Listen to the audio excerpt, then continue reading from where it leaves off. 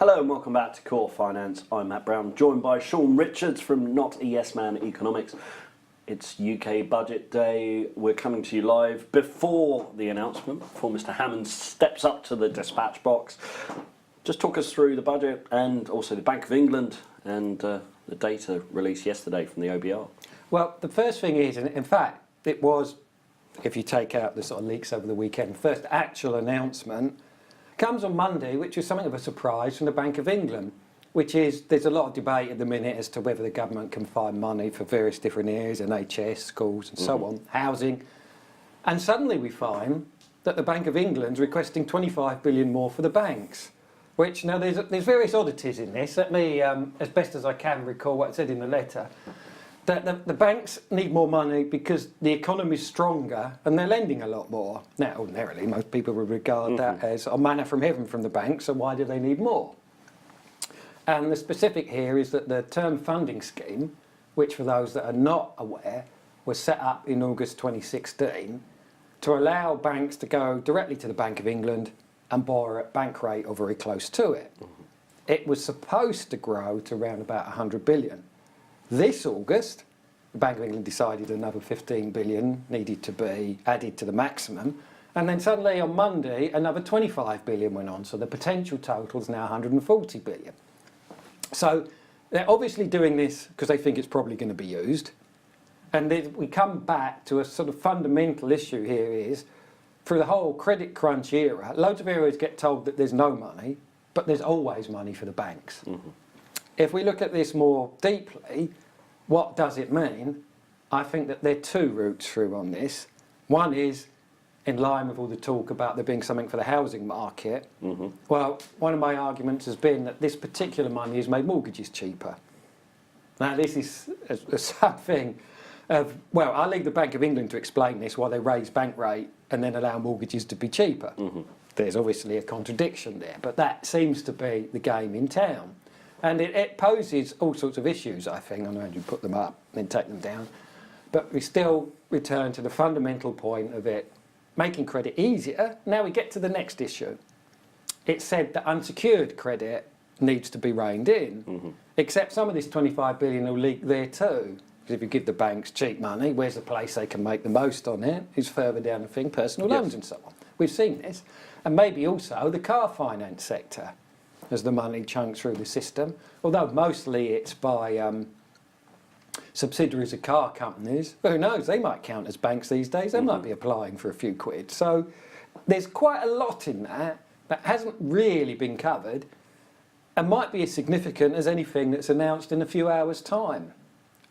If we move forward to yesterday in the public finances figures, in many respects they were pretty good. What I mean by that is that I'm sure people have probably seen the fact that the monthly numbers were worse than a year ago. Yes. But that was driven by a factor that's known. What I mean by that is it was a chunky month for index-linked debt, paying out on, and because the retail price index, now it's complex here because it's actually a lag measure they use, but it's roughly double what it was. And so that's made it a lot more expensive. The other factors in there, revenue and things like that, are not too bad. Economy's continuing to grow. We seem to be getting in more tax.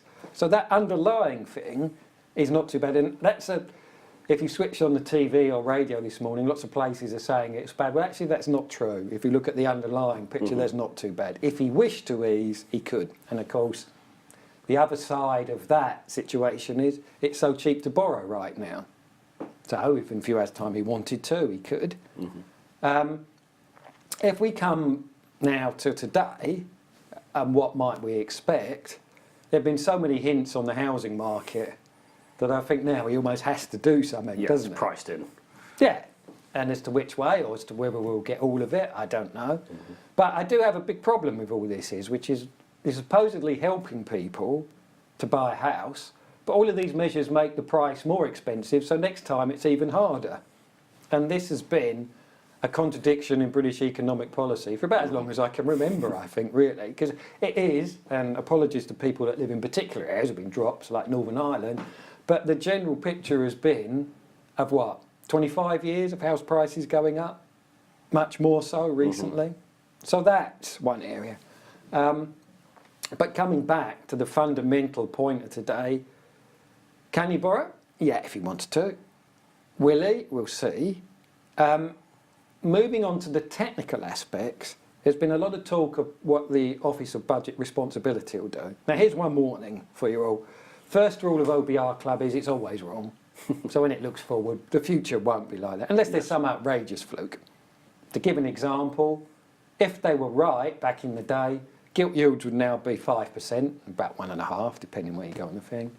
Wage rises would be 5%. That'd be a different story, wouldn't it? No, it's not. They're going to announce something today on the issue of productivity. This creates a few issues because the Bank of England's talked about this recently, but if you look at his actual numbers, it didn't really change them. So today's the big announcement. Except in the way that the UK establishment works, obviously that would be bad news, and you can't really have that. So they're going to revise up what employment will be. So it will probably offset, and the thing that's been sort of flagged as a big deal will be a lot less of a big deal by the time they get to it. And to return to the point of the OBR itself, frankly, if it does that sort of thing, what is the point of it? It's always wrong. It's basically jobs for the boys. And I say jobs for the boys on the fact that it is men that has it. And with regards to the productivity, will that be the focus, or as you rightly say, it's not really going to shake the boat or make a big impression? Do you think that will be, the papers will be focusing on that, or will it be house building, NHS spending, stuff for the millennials, etc.? Well, depending on how he announces that, I think that a lot of the technical press will come out with the productivity thing because they're already revved up for it. They'll have their replies already done, so to speak, or their analysis, however you want to put that, and that will then come out. So that'll be a factor, depending on how the other press look at it in terms of, say, like the house market, because there's quite a few that are cheerleaders for high house prices, exactly the opposite view of mine, so they'd see that in a different way.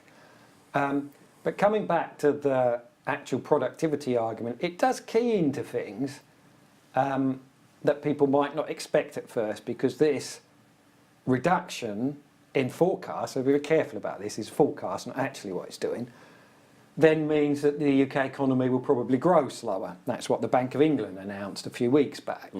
And so there's a lot of things that come from that. Then it feeds into the OBR numbers, which will then be worse. But of course, that doesn't mean reality will be like that at all, or even remotely. As it happens, just as they announced all this, the productivity figures actually got better, so it was hard not to laugh. Third quarter was very good for it.